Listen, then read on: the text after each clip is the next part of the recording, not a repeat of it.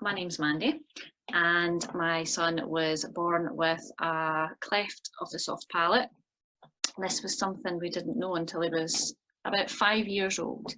Aaron had been struggling with his speech at school, and it was actually one of my best friends who was his teacher at the time who'd said to me, I think it would be a good idea if you take him to the doctors just for a checkup. He was struggling with things like his pronunciation with his words.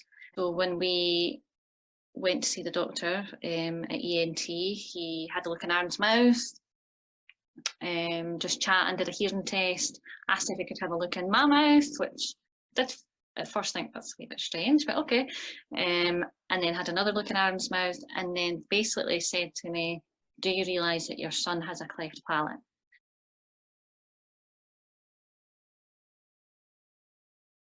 His operation was successful.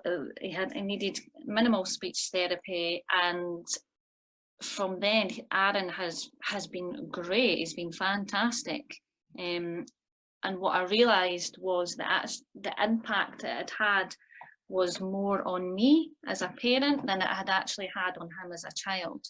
And so then I started to look back at the things that I had noticed as a parent that maybe nobody kind of listened, or I never felt supported, or when I took it to professionals, no one seemed to pick up on these things.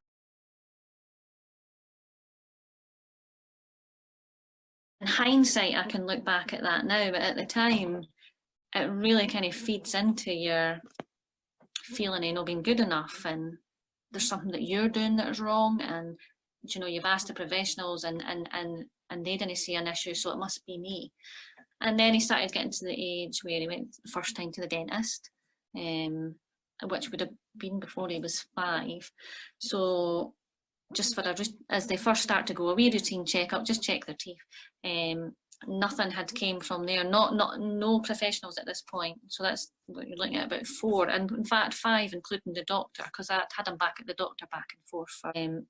And all these professionals had looked in his mouth. A dentist has to look in your mouth, the doctor always looks in your mouth, health visitors and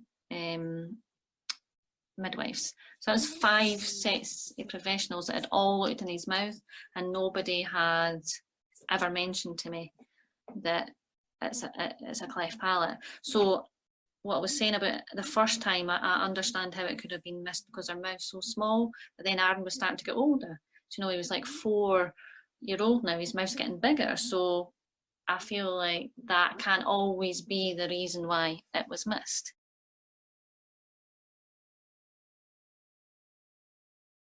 When I started doing my talks with CLAPA, it was very important then that I could get this across to professionals, the importance of checking babies' mouths and listening to parents when they come with concerns. Because I was a first-time mum, and I'm quite a people pleaser kind of person, so I would always be kind of like, okay, like what they say goes, and I didn't want to like make anybody's life harder if I question things. But I've learned over the years that you follow your gut and you question everything, and that actually, if you have professionals who are empathetic towards that and can see that the reassurance would certainly, or looking things into things a bit further than instead of just dismissing your concerns, is really, really important. Empathy and reassurance and just double checking for parents. But listening and empathy is a huge thing.